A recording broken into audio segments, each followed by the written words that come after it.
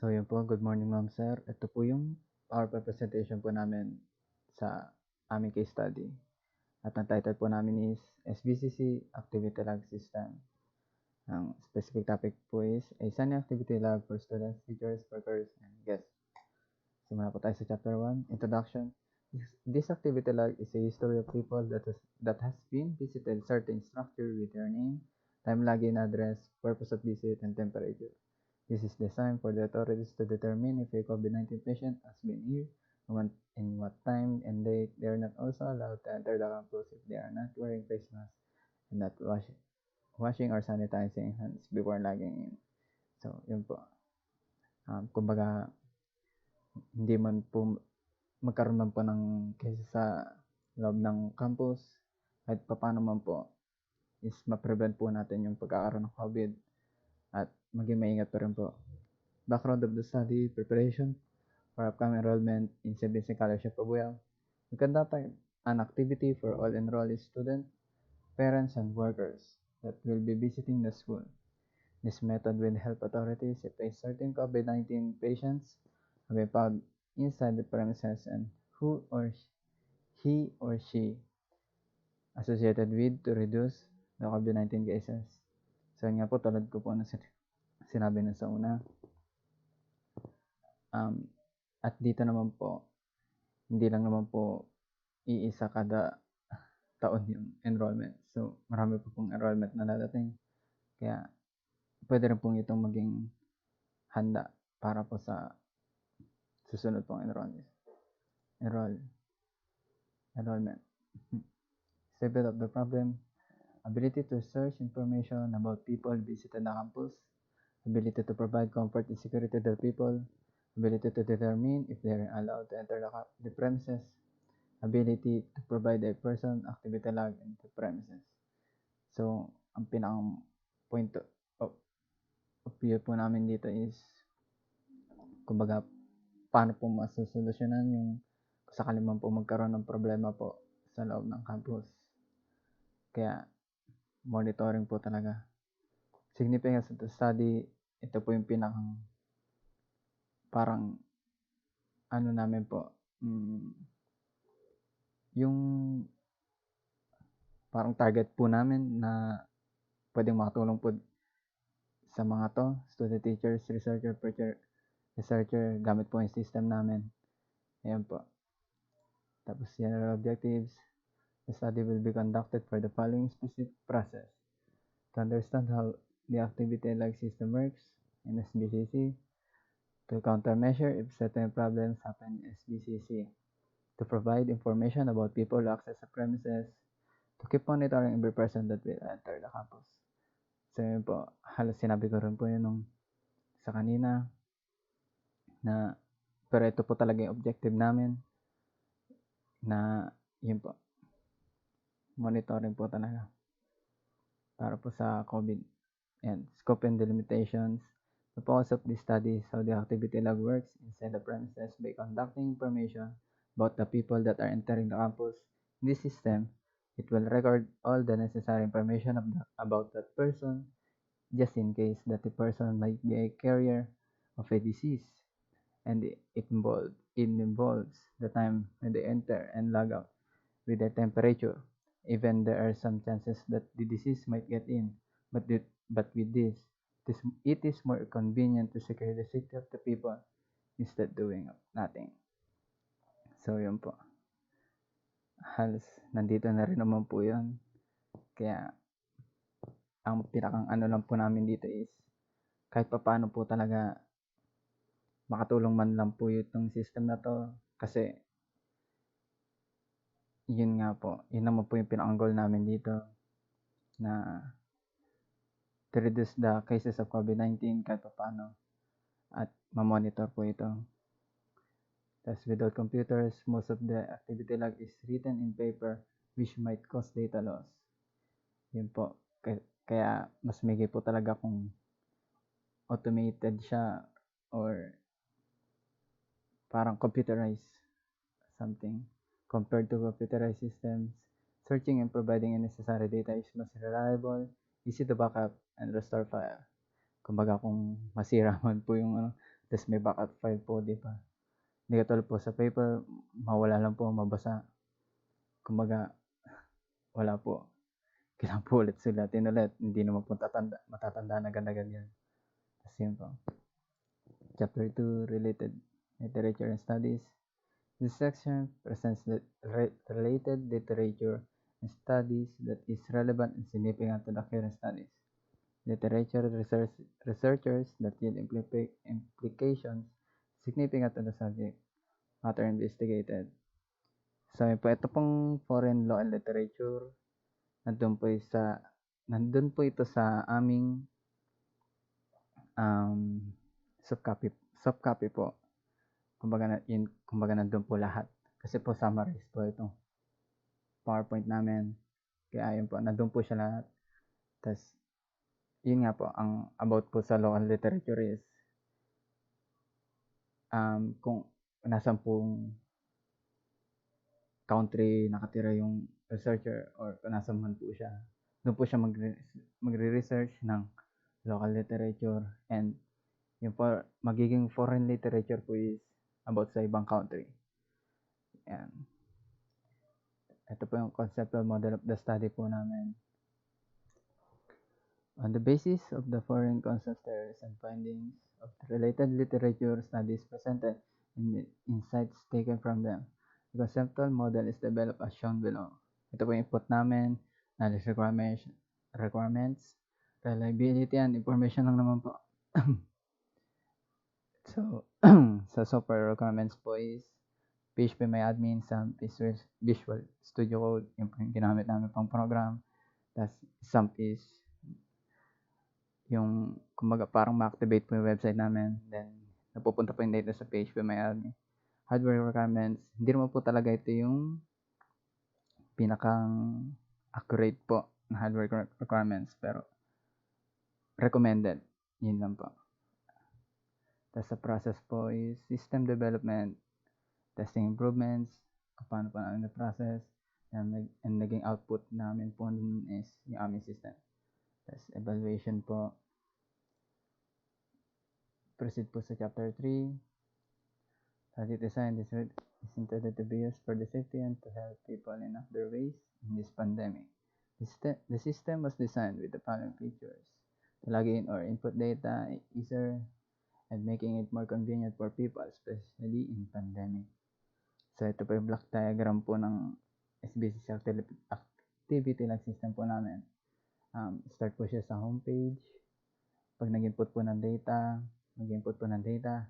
mag-i-enter po yung data. Tapos, ang lalabas po is new record inserted successfully. Pwede ka na po ulit bumalik sa homepage. Ang nasa homepage po pala pati is rules and guide. Nandun na rin po kasi ito magkasama, kaya yung arrow po is magkabaliktaran. Yun po. Makita mo na rin po kasi yung rules and guide po doon sa mismo homepage. Tapos, pwede ka rin po mag-input ng data ulit. Or kapag nag-input ka po ulit ng data, nakapareho nun, ang lalabas po is email already registered. Tapos, babalik po ulit sa homepage. Kung gusto po mag-input ng panibagong data, ganun po ulit. Pabalik-balik na po. Then, ito po yung flowchart po namin. Yung system po namin. Parang ganito rin po siya pero mas brainstorming. Tapos, ito po yung start. Open po website. Homepage. Input ulit po ng data. Enter po ng data. Then, yung record inserted successfully. Kung gusto po ulit mag-enter ng data. Kung no na po, balik na po sa homepage. Then, yun lang po ulit pwedeng gawin. Tapos, kung yes naman po, kung enter the same data, yun pa rin po kung yun pa rin po ilalagay mo, yun po, ito po yung lalabas. Then, kung enter nyo data, kung no, balik po ulit siya dito sa homepage. Kung yes, new record inserted successfully, then, yun na po yan.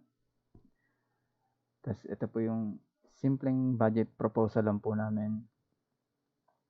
Ang features lang po is web design, authentication, coding or backend.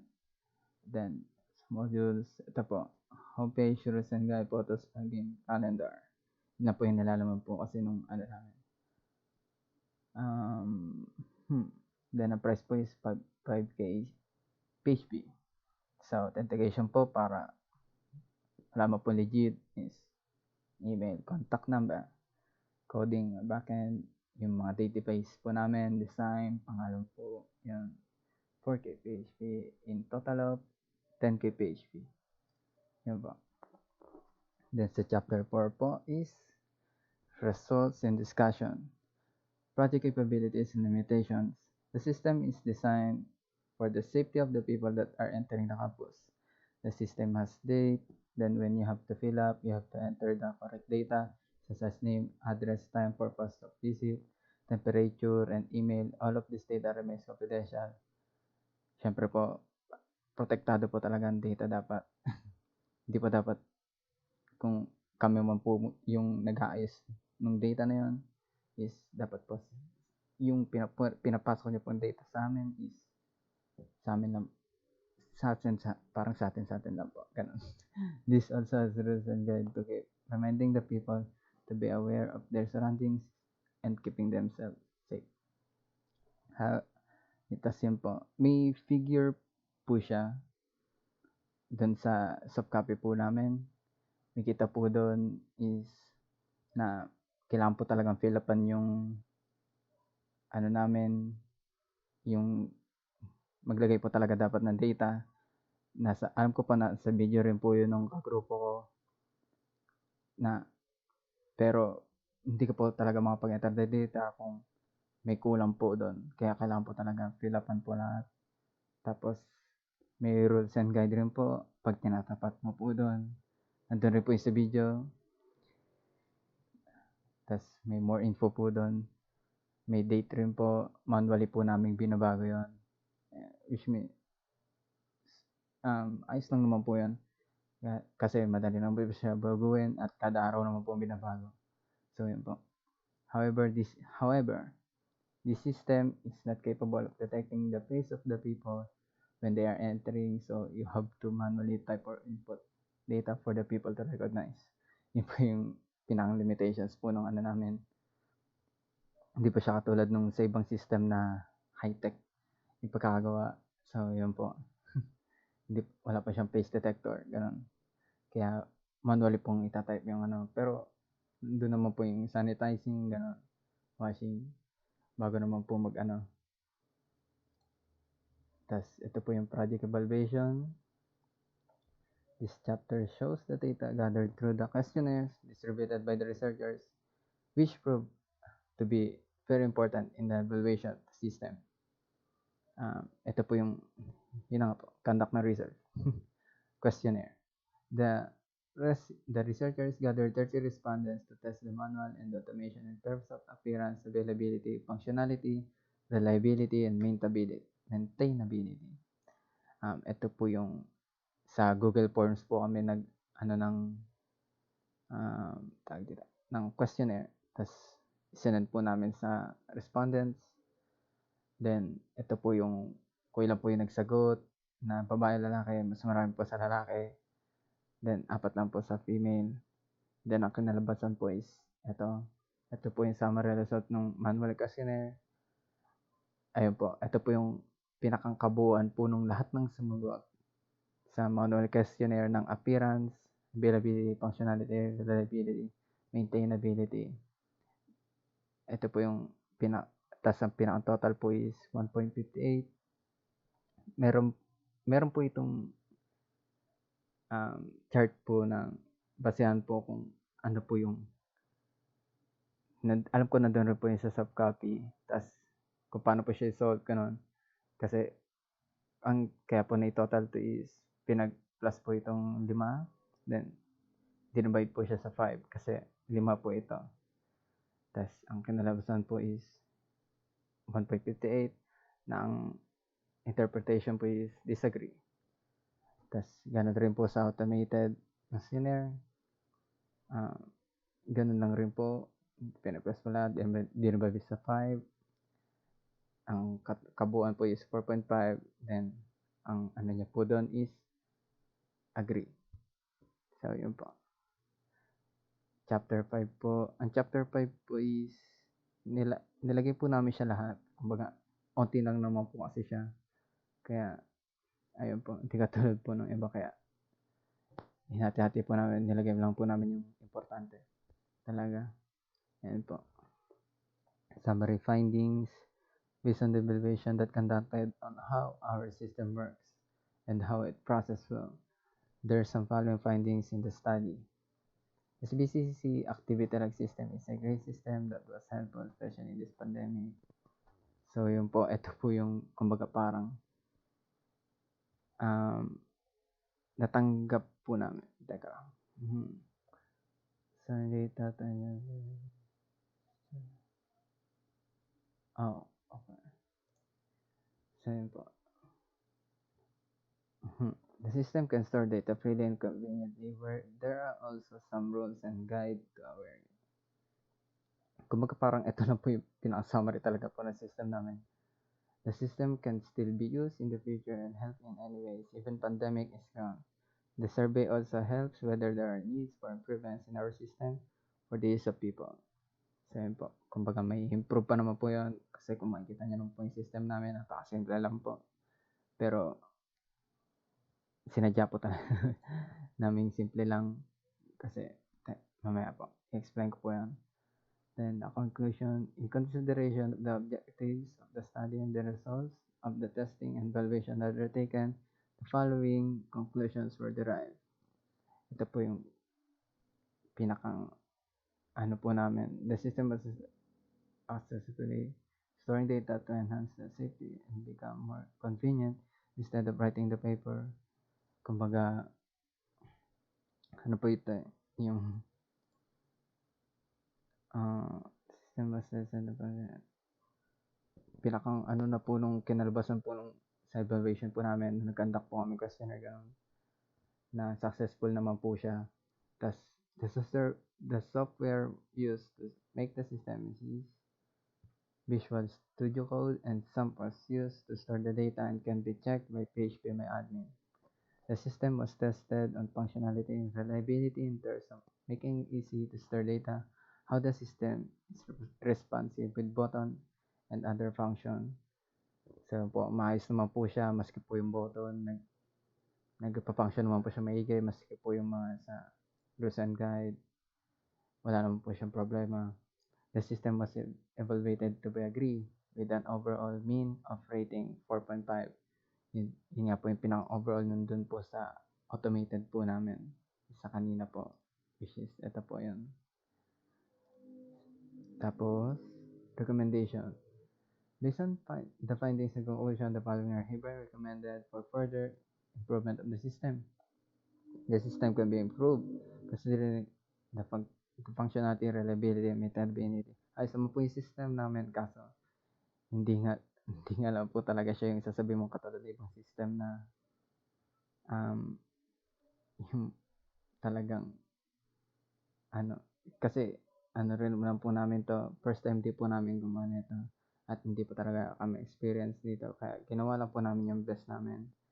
Tas can be add more design or details in the system.